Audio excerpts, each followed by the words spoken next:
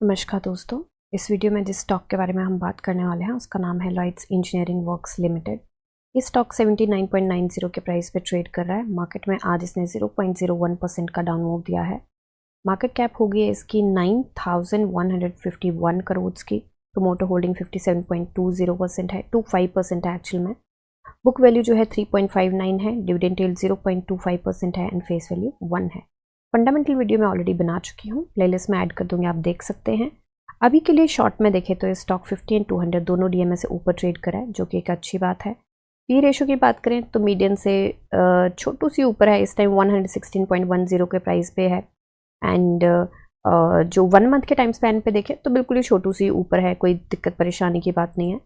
Sales and margin में देखें तो ग्रॉस प्रॉफिट मार्जिन ने डाइव डाउन किया था and sales quarter on quarter decrease हुई थी। अभी देखते हैं, अभी डेट नहीं आई है सितंबर नहीं, जून के क्वार्टर के रिजल्ट की, बट जैसे ही डेट आएगी तो ऑफ कोर्स आपको मेंशन कर दिया जाएगा यहाँ पे।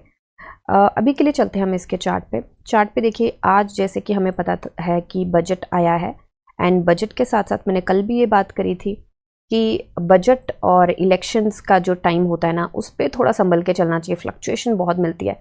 तो आज ना बहुत अच्छा मौका था बाइंग का भी। यहाँ से अगर देखें तो कितने परसेंट का, 9.5% के आसपास का बाइंग का मौका था आज। अगर कोई लेता इस पॉइंट पे तो बहुत अच्छा मूव मिल सकता था उसे।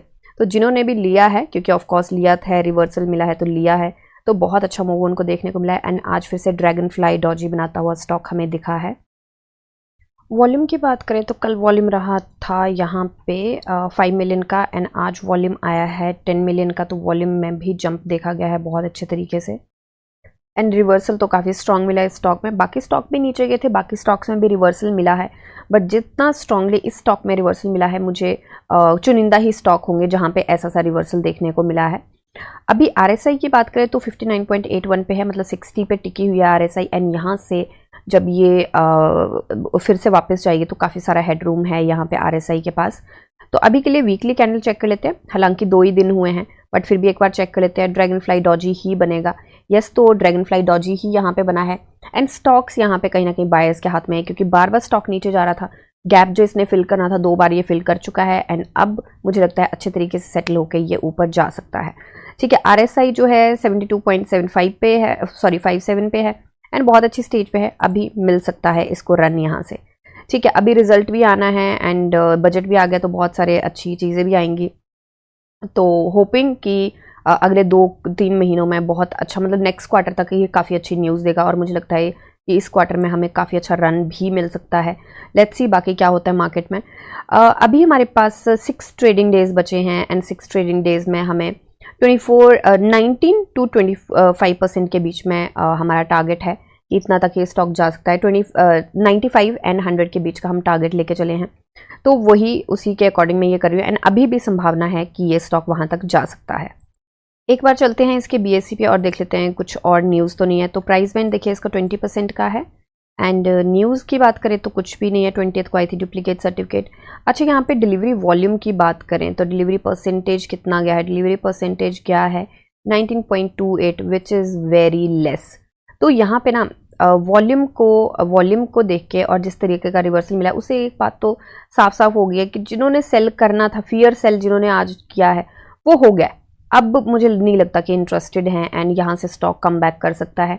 अब देखिए आज का जो बजट आया है उसमें बोला कि लॉन्ग टर्म कैपिटल गेन पे 12.50 का लगेगा टैक्स, जो कि पहले 10% का था, 2.5% उन्होंने बढ़ा दिया है। एंड जो दूसरा है शॉर्ट टर्म पे सिलेक्टेड स्क्रिप्ट्स पे है, तो उसमें अभी ये नहीं पता कि कौन कौन से स्क्रिप्ट्स हैं। तो सिलेक्टेड स्क्रिप्ट्स पे 20% का इन्होंने प्रॉफिट गेन रखा है, तो 20% इज़ क्वाइट ह्यूज। तो सबसे पहले तो मैं ये बात बोलूँगी कि सुपर मारियो बन के इधर उधर उछलने से अच्छा है कि थोड़ा लॉन्ग टर्म में चलें। ठीक है, लॉन्ग टर्म में वैसे फ़ायदा होता है एंड जब आप शॉर्ट टर्म का करते हो, ये जो लॉन्ग वीडियो है वो भी अभी आने वाली है, लाइक आई थिंक 1 आवर के अंदर अंदर अपलोड हो जाएगी। तो मैंने उसमें भी एक्सप्लेन किया है कि सुपर मारियो बन के जब मार्केट आपको पकड़ के मारेगी ना, तब देखने का नज़ारा आएगा। फिर थोड़ा सा टिक के बैठेंगे। मैं ये नहीं बोल रही हूँ कि लॉयड इंजीनियरिंग में बैठी है टिक के, मैं ये नहीं बोल रही हूँ कि हुडको में बैठी है, मैं ये नहीं बोल रही हूँ कि जिन स्टॉक की मैं एनालिसिस करती हूँ उन पे बैठी है, पर आप थोड़ा सा लॉन्गर रन में रहेंगे तो मुझे लगता है ज़्यादा फायदा रहेगा। क्योंकि शॉर्ट में जैसे उछल उछल के इधर से कूद के उधर बैठ गए, ऊपर ये कर लिया, ठीक है, स्विंग ट्रेड लेना is not bad, but swing trade में आप ये भी देखिए, सारे कैलकुलेशन करके देखिए कि ब्रोकरेज, बाकी टैक्स, ये वो ब्ला ब्ला जो भी लगता है वो ब्रोकरेज के वो सारा उसको कैलकुलेट करने के बाद और गवर्नमेंट को 20% टैक्स देने के बाद, अभी मैं 20 लेके चल रही हूँ क्योंकि मुझे नहीं पता कौन कौन से स्क्रिप्ट्स हैं अभी कि किस किस पे कौन से सिलेक्टेड स्क्रिप्ट्स है, तो अभी मैं 20% ही लेके चल रही हूँ, तो गवर्नमेंट को भी 20% देना है। तो उसके बाद आपके पास जो आप प्रॉफिट ले रहे हो, अगर वो चिंदी चोरी वाला काम हो रहा है तो आई थिंक इतना हैसल करने का मुझे लगता नहीं है कोई फ़ायदा है। अगर आपको ह्यूज प्रॉफिट हो रहा है तब तो एक बहुत अच्छी बात है, बट थोड़ा सा टिक के बैठेंगे, लॉन्ग टर्म चलेंगे तो मुझे लगता है कि उसमें ज़्यादा फायदा होगा। And long term profit gain के साथ और भी बहुत सारे फायदे हैं, उसके ऊपर अगर कोई वीडियो चाहता है तो मैं बनाने की कोशिश करूँगी। तो अभी के लिए मुझे लगता है कि यहाँ पे फ्रेश एंट्री की बात करें तो ट्रेडिंग व्यू ने यहाँ पे बाई का दिया है, एंड मुझे तो यहाँ पे स्ट्रॉन्ग बाई का लगता है। यहाँ पे वैसे भी काफ़ी अकोमुलेट किया गया है आज, एंड 10% का उनको रन भी मिला है, काफ़ी नीचे गया था स्टॉक, 10% के 9.5% के आसपास का उनको रन भी मिला है, जिन्होंने बिल्कुल नीचे कितना ये नीचे गया था, इसका लो है 72.75, तो जिसने यहाँ पे खरीदा है भाई उनके तो बारे न्यारे आज हो चुके हैं, तो उनके लिए तो बजट बहुत ही अच्छा रहा है। क्योंकि देखिए डिप तो पता ही था कि कहीं ना कहीं लगेगी, एंड ये भी अंदेशा था ही था कि यहाँ पे पर ये लग रहा था कि यहाँ पे लॉन्ग टर्म प्रॉफिट गेन की जो है वो ड्यूरेशन बढ़ा देंगे, ये नहीं पता था कि यहाँ पे जो टैक्स की स्लैब है वो बढ़ा देंगे, तो टैक्स इन्होंने बढ़ाया है रेदर देन ड्यूरेशन।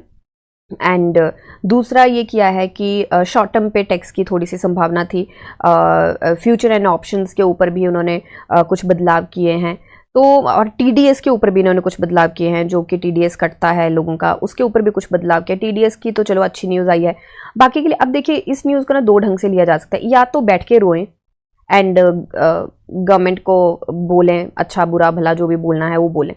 दूसरा ये देखिए, गवर्नमेंट चाहे कोई भी हो, कुछ ना कुछ बदलाव होते ही हैं जो जनता को, आम जनता को कई बार पसंद आते हैं, कई बार नहीं पसंद आते हैं, तो जो भी अब सबके लिए फेयर मुझे लगता है कि जैसे कि टैक्स की स्लैब भी है, ये पर्सनल टैक्स जो पर्सनल लोन है या उस पर टैक्स है या कुछ भी है, तो उसके ऊपर भी स्लैब्स है कि 3 लाख तक कुछ भी नहीं है, फिर 3 लाख से ऊपर 5% है, फिर उससे ऊपर 10% है, and blah blah blah so on. तो मुझे लगता है कि ये सिर्फ हमारे लिए नहीं है कि जो हम आम लोग हैं, जो जिनके ऊपर 5% की स्लैब में आते हैं या 10% की स्लैब में आते हैं या 15% की स्लैब में आते हैं, ये उन लोगों के लिए, क्योंकि जो बड़े लोग हैं जो बड़ा ज़्यादा पैसा कमा रहे हैं उनको भी तो 30% लगा ही है, तो सरकार उनके ऊपर भी टैक्स लगा ही रही है। हम बोलते हैं कि हाँ आम आदमी पिसता है, आम आदमी ठीक है, आई मीन अब ठीक है, आप जितना कमा रहे हो उसके ऊपर टैक्स उसके अकॉर्डिंग लग रहा है, जो ऊपर कमा रहा है उसके ऊपर उसके अकॉर्डिंग टैक्स लग रहा है, तो मुझे लगता है ये फेयर है। तो ठीक है, कुछ लोग मेरी इस बात से सहमत नहीं भी होंगे, पर अपनी अपनी थिंकिंग है, अपने अपने विचार हैं, मैं उनकी बात से बिल्कुल सहमत हूँ। I am agree to disagree, that's fine, मतलब किसी को नहीं पसंद आएगी मेरी ये बात, किसी को शायद पसंद भी आए। तो मुझे लगता है कि ओवरऑल अगर मैं बात करूँ तो यहाँ पे मुझे लगता है कि क्राई बेबी बनने से अच्छा है कि हम नई स्ट्रेटेजी बनाएं अपनी, कि किस तरीके से हम अब मार्केट में ट्रेड करेंगे, क्योंकि आई डोंट थिंक कि इससे अच्छा कोई लाइफ में बिजनेस है। तो ये मेरा पर्सनल ओपिनियन है, आपका ओपिनियन डिफरेंट हो सकता है। तो अभी के लिए आई थिंक ये मैं बता चुकी हूँ, आपको टारगेट भी बता चुकी हूँ, तो अभी के लिए एनालिसिस में इतना ही है, रेस्ट आप अपनी एनालिसिस कीजिए, जानिए समझिए पढ़िए और फिर इन्वेस्ट करिए। मिलते हैं नेक्स्ट वीडियो में, तब तक के लिए शुक्रिया एंड हैप्पी इन्वेस्टिंग।